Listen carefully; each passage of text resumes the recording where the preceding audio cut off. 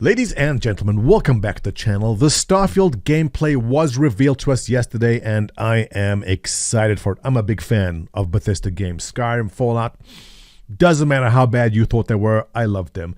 And what I'm going to do in this video now is actually stop at certain scenes or screens like this one over here and take a close look at all the tidbits which they glossed over very, very fast, which actually gives us a lot of insight into how this game and how the character will play. So with that said, let's start rolling and take a look, a much closer and detailed look at Starfield. Let's go. And here we go, our first look, Creation Engine 2, which is a big upgrade from the days of Skyrim. And also the next Skyrim, next Elder Scrolls, is going to be running on this engine. So a lot of eyes on it. And from what we can tell so far, nice, looks okay. Good lighting, nice textures. What you expect of the next generation engine. But let's keep rolling and break it down as we go. So it's kind of a barren biome with some kind of vents emitting steam or gas. And it's the year 2330, so you're in the future. We hear a sonic boom and a ship approaches from the upper atmosphere. Already we can probably assume that you will not be flying your own spaceship down or ascending or descending out of the planet. It's going to be done on rails like this. You will be able to control your ship in space, but as this animation shows, I can only assume you will not be responsible for your own landings. You'll pick a point and an animation like this plays, puts you down in the right spot. So here we have our first look at the inside of what your ship will look like. Now, Star Citizen backers will immediately point to this and go, aha, a Drake ship. Exposed piping, things all over the place. Yeah, it looks good. Nice textures, some good reflection mapping on the shiny parts over there, and you see a robot companion, I guess, who will carry things for you. Sworn to carry your burdens. Lydia, you've changed so much over the years. But more importantly, we have a look at the UI. So take a look at the bottom left-hand side. We see where we are. It's the moon or planet of Crete. Your O2 levels, your CO2 levels, and your point of interest, which used to be on a compass on the top in Skyrim, but that is changed. And your currently equipped weapon on your right. So moving to scan mode, which I can only assume is going to be the tab button because it has to be. And you're scanning the fauna and flora. It shows you how many resources you have, how many different things you're scanning. So there's two kinds of flora you should look for on Crete. And note the bottom right hand side where it shows you are now using the cutter. So your cutter is your scanner, but also used to cut, I guess, the things you need to get. Yep. It also shows the detail on Crete, the moon, which is 7 degrees Celsius. O2 is at 1%, so not breathable. And your gravity is at 0.55, so half that of Earth, which means you can probably jump high.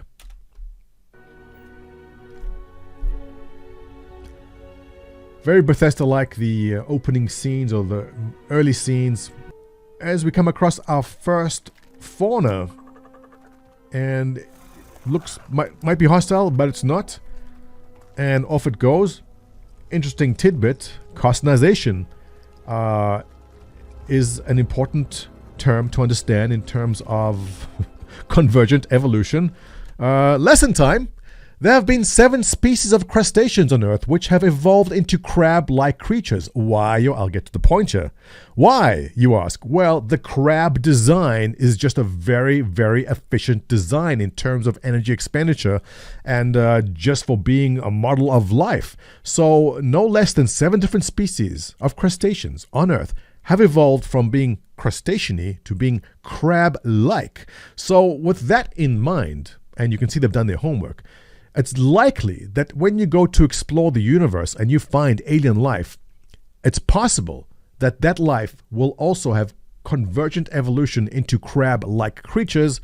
Now you understand why that happened there. And if I keep on doing that throughout this video, it's going to take years to get through. Let's keep rolling.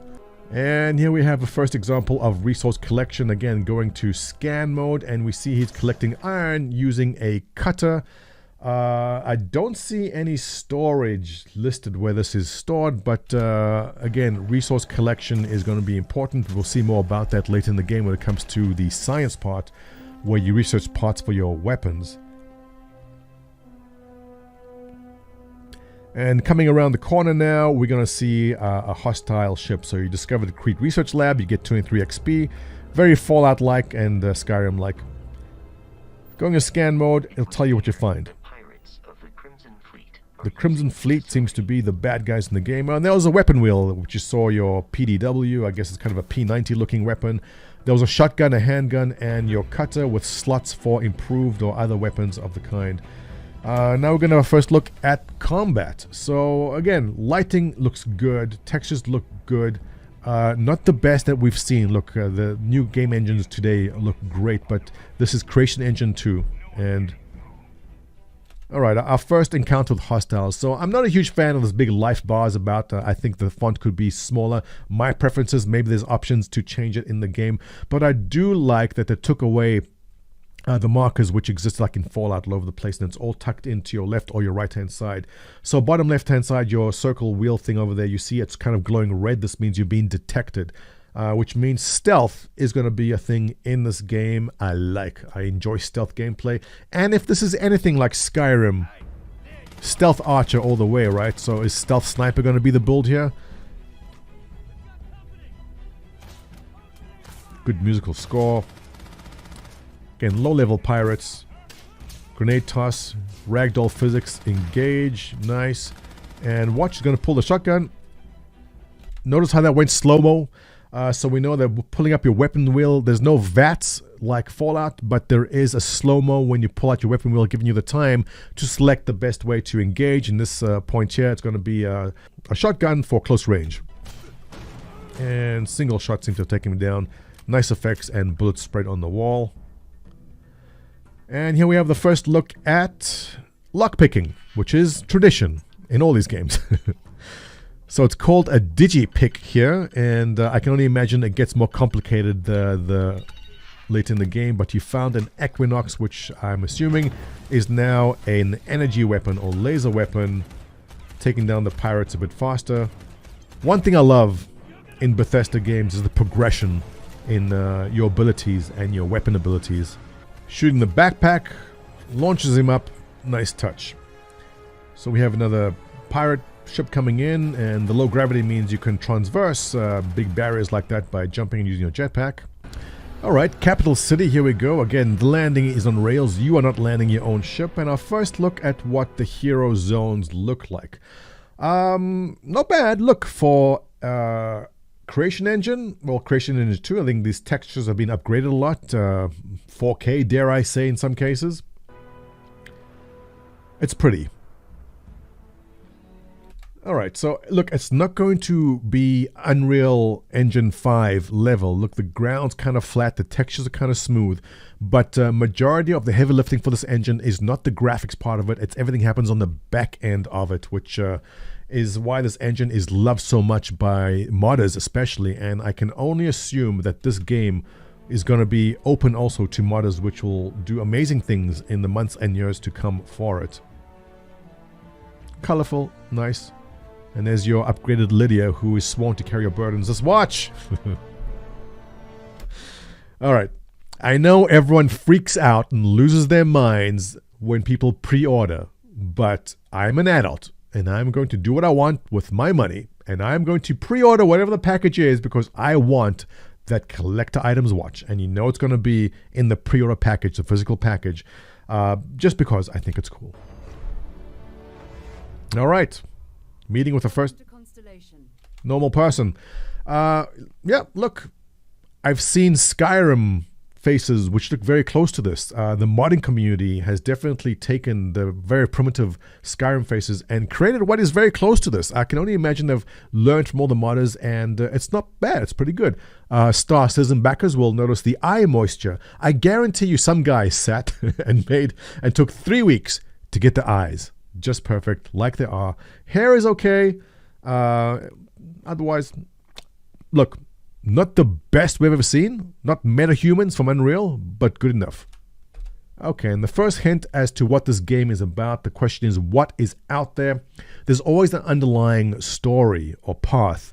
While you're free to go and do anything you want in these open world games, if you've never played a Bethesda game before, there is an underlying story which leads you to rather sometimes surprising or very pleasing conclusions at the end. So in this particular case, what is out there is the question. Some outpost, Mars-like planet, some kind of paradise type planet, I guess. And this is very, very cyberpunk type looking. This could be a scene also in Star Citizen. Lorville, very reminiscent, kind of dark, smoky, polluted, but also lots of bright neon signs all over the place. Also note there's hospitals and medical bays all over the place. I will not be surprised if when you die, you have to respawn in a medical location like that one. Otherwise, what will be the point of having them? Not that you'll just respawn wherever you dropped, but very likely it will take some travel time to get back to where you were. I'm thinking they'll go the same route that Star Citizen has done, is when you die, you respawn someplace which has a medical bay like that. Again, take a look here. Spaceport, and what's that on the left of that? Medical clinic. Very likely, you will have to respawn at these medical locations, putting the spaceport right next to it, without having to catch any trains or take 10 elevators. This is groundbreaking stuff. Groundbreaking. I wish other game developers would pay attention to this marvel of design, of not having to travel 15 minutes to get to spaceports. Paramilitary, probably a faction that you can join. Alright, so you can very likely, much like in Fallout, there's different factions you can join, or Skyrim also different factions. You can join the bad guys or the good guys, which will then unfold a lot more opportunities and paths for you depending on where you want to go. That's what they're getting at over here. The path ahead may be dangerous. Zero-G combat, some creatures. There it is again. That's the kind of orb. I don't think they would show you end-game content in this teaser, but this looks very similar to what we saw in the beginning with the missing pieces. Maybe it's just one of many that exist. So I'm intrigued. What is this thing? What will it do? And why do you need to find it? That gives you a look at the stories in Starfield. But ultimately, it's not our story. It's the story you create by who you are and the choices you make. Mm-hmm. And that starts with character creation. Mm-hmm. Here we go. Very, this reminds me of Fallout 4 in the beginning, where you look in the mirror and you design your character. Not really much of a difference or change in the design. I guess lighting's a bit different, skin texture's a bit different maybe, but not much of a change from Fallout 4 to this in Creation Engine 2. Not really disappointing, but... You'll pick a background. Alright, let's stop here for a second. So we see you can choose what you want to be. I know my camera's blocking with the text there. I'll just read it to you. But you can be a combat medic as your background. And if you're a combat medic, you get 10% more damage to your pistols. Your med packs heal 10% faster. And you can lift, you get 10 kilograms more of carrying capacity.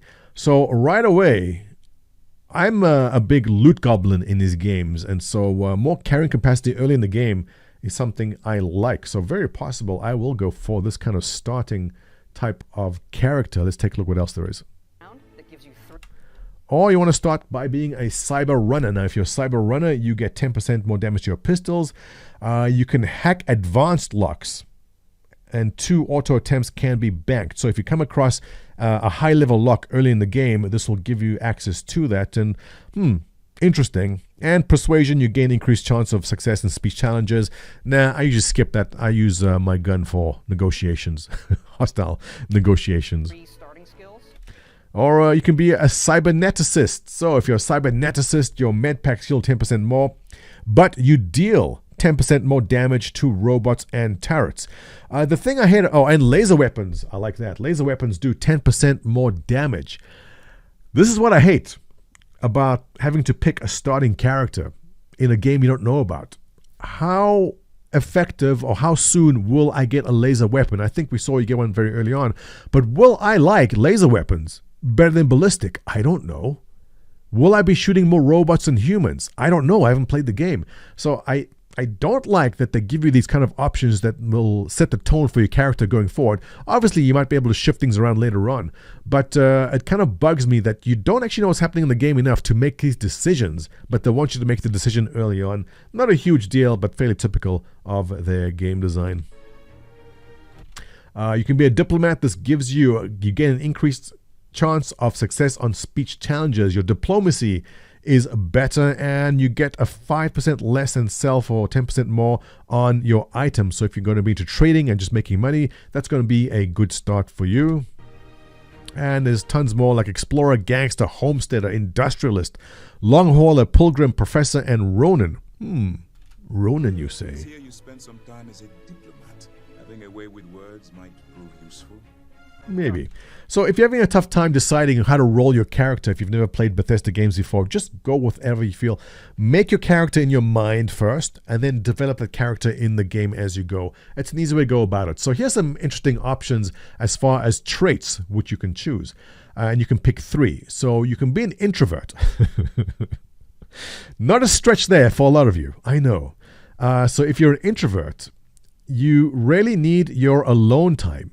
You have more endurance when adventuring alone, but less when adventuring with other human companions. All right. So I'm not a fan of having an NPC companion with me. Lydia in Skyrim bugged the hell out of me. So I'll very likely go for this, because more endurance when you're alone probably means you have greater strength, more carrying capacity. That's what that is. So yeah, I like that. I'll probably go for that. Optional traits, and these come.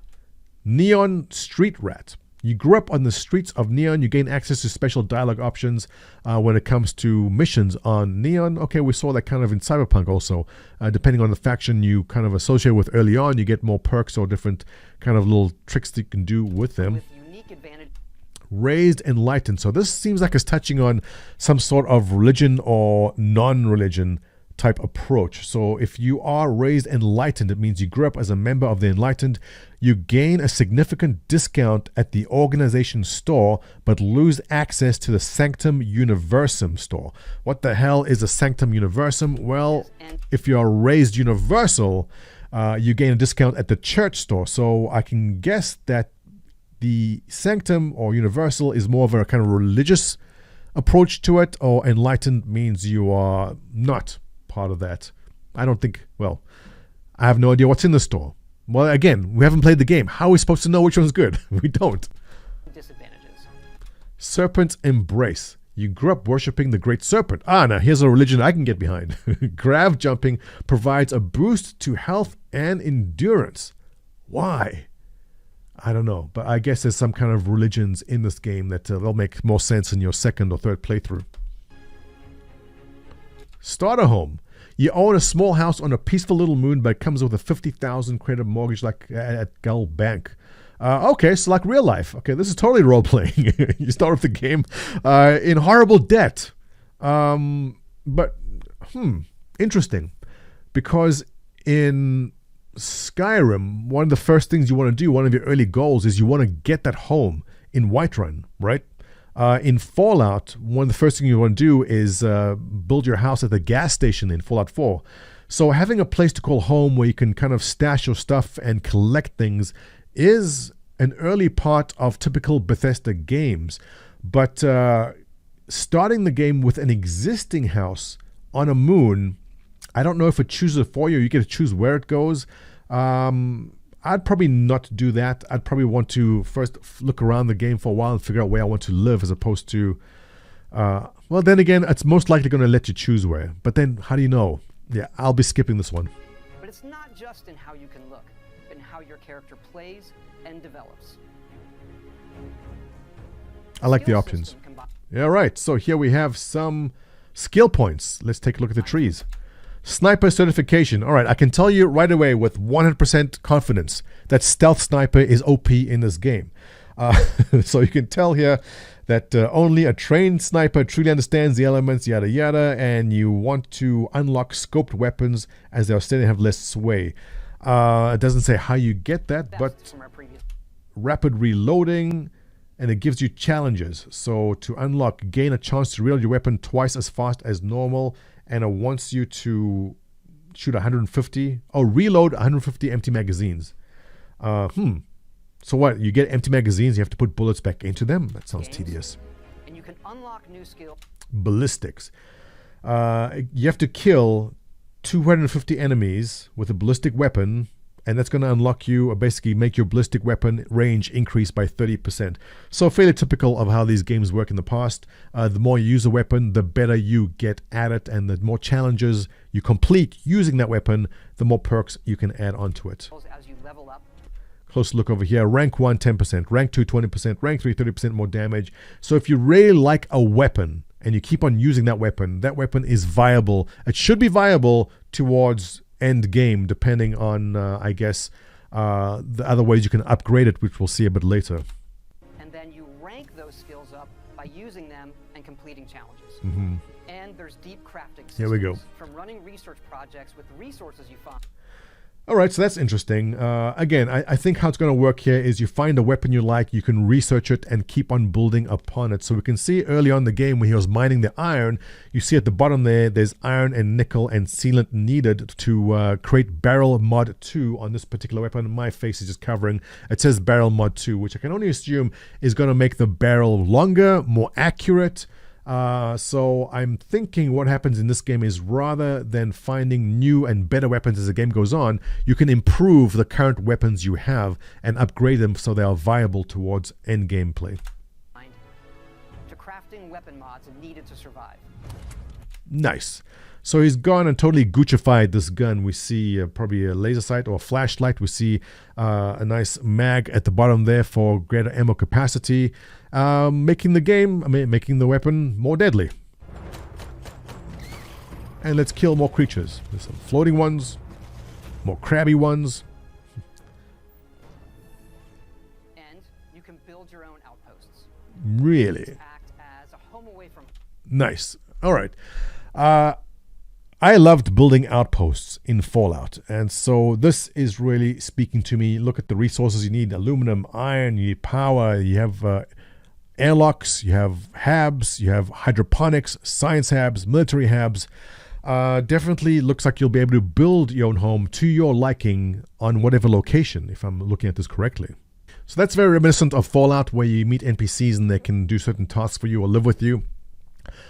Curious to know where it is that you set up your home. Is most likely next to resource-rich areas that provide some resource that you need. So if you're into improving weapons and there's certain resource you need to improve those weapons, you'll build your homestead or your base at a place that has access to those resources. Little robot driving along. That's not all. Okay, here comes the good part. You can even build your own spaceships. Yeah, I like it. So a nice look at the interior of the spaceship over here, and these are going to be modular, but I'm guessing the interiors basically are going to be very similar or are just what you see here, but then you add modules onto the outside to different things like extra fuel or better engines or better weapons. Customize the look and layout. So good. This is going to be so interesting to see all the different design ships. Again, very likely you design the ship based upon your needs. So if you're more into combat, the ship's going to be combat focused. If you're just into hauling goods from one place to another, you'll build a ship which is more into hauling goods with more fuel tanks. As we see right over there and highlighted, these are the grav jump fuel tanks, and he stuck 2 on the side. There's loads of different modules. Just pausing at the module screen. Again, my camera's covering again, but showing landing modules, which will give you different kinds of mass at different kind of costs. I guess that's the fuel consumption, which is important. The lighter your ship, the less fuel it uses. Ship manufacturers and more. I have to. And you can change the color of a ship and customize it any way you like with a slider. So much controversy over this already in Star Citizen circles. I'll make a different video on that topic. It's so cool. We just absolutely. Black and yellow all the way. Yeah. And a whole bunch of different looking ships. Interesting. It's not just how the ship looks, it's how it performs. From engines to shields to weapon systems. Because yes, you can fly it. Yes, you can. So, this definitely looks like it's on rails, right? You go in, this is going to be you leaving, and the screen goes black, and when it comes back, you are now in the pilot seat. This is what you see. So it looks fairly straightforward. I mean, they're going to make it arcadey as possible because most people are not into flight. But from what I see in this demo, you have gimbaled weapons. As long as whatever ship you're shooting at is within that big circle, you'll be hitting it. Looking at combat now.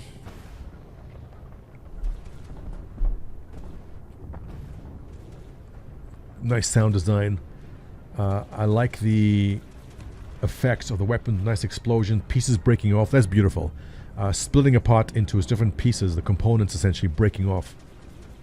Thanks again for being with us today, and thanks for all the support you've given us over the decades, especially on this game. It's been an incredible journey for us making it, but we know that's really only the beginning, for it's when all of you play it that the real journey begins. And you may be wondering, just how big is this game? Mm-hmm. So we thought we'd take one last moment and show you. All right. Let's So, take a look at one of our planets, Jemison. mm-hmm.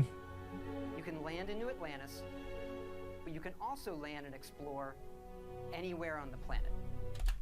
I am highly skeptical that you get to physically fly your ship to any point you want on the planet. More likely, what you see right here is a circle on the map. You click that and your ship will go and land at that point. The game will do it for you and generate a landing spot and animation, and you come land. Now, everyone's getting excited about the fact that you can go anywhere and all these planets, but I can tell you right away, as a backer of Star Citizen, anyone who's played Elite Dangerous or anyone who's played No Man's Sky, just because there is a planet doesn't mean there's interesting things there. And they go on to say something interesting. And it's not just this planet. Mm-hmm. It's all the planets in the system. Okay, that's great. So there's going to be a couple of handcrafted zones on planets which are interesting. But don't get excited because planets are big. Space is big.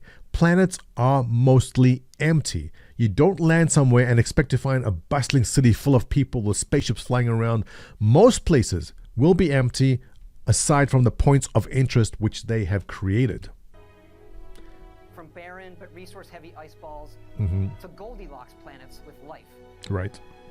And not just this system, but over 100 systems. Over 1,000 planets, all open for you to explore. We can't... Okay, let's stop there for a second. Now, this is going to be controversial. A lot of people freaking out already. Some people just closing their eyes and imagining this wonderful, bustling universe. There's just 1,000 planets of things happening. Ask anyone who's played Star Citizen or Elite Dangerous or No Man's Sky. You can have as many planets or moons as you like, but the truth is, space is big and space is mostly empty, and most planets and moons are just rocks with nothing on them. So you can have 1,000 procedurally generated moons or planets, but that doesn't mean that's going to be something interesting happening on each and every single one. Now, no doubt Creation Engine will go and create some missions which will take you some moon, and there'll be a point of interest for you to visit. There'll be a cave, there'll be a wreck, there'll be something to do it, but overwhelmingly these planets and moons are empty. So simply going to one and landing somewhere expecting something amazing to happen is not going to happen. It's going to be empty. So I'm very curious to see where they're going with this, why they need 1,000. I guess that you can just go and pick and choose any random moon and land there just for the sake of saying I've been there. But I'm also suspecting that there are points of interest on these moons or planets also created procedurally, where there'll be a wreck or there'll be something to explore and discover, just created by the engine itself for you to do, because otherwise it's just empty space. But don't hold your breath for an overly populated, very bustling moon or planet everywhere you go. It's mostly empty. And very likely it's going to one will look like the other, except for different lighting. No Man's Sky, I can hear you guys saying, yeah, that's exactly what's going to happen. But I'm trusting that they'll make it unique enough that there'll be a reason for you to explore and go visit these moons and planets. Can't wait to see what you find. Looking forward to it. All right, that was good. I hope you enjoyed my deep dive into Starfield. I'm looking forward to seeing this come out. Hopefully they're on track and do it in the first quarter, or at least by the second quarter of next year. There's no hard date. I think they are good on delaying it because the game's going to be buggy. Either way they release it. So the longer they're working on it, the less possible bugs we deal with when it does come out. And don't expect a perfect playthrough. It's going to be rough. Definitely with Creation Engine 2 being the new engine they're using. I'm sure there's going to be issues with it. But otherwise, I'm excited. I'm very satisfied with what they've shown so far, and I'm looking forward to doing the adventure and following the story on this one. So with that, ladies and gents, if you enjoyed my content, give me a thumbs up, subscribe, and I'll catch you in the next one.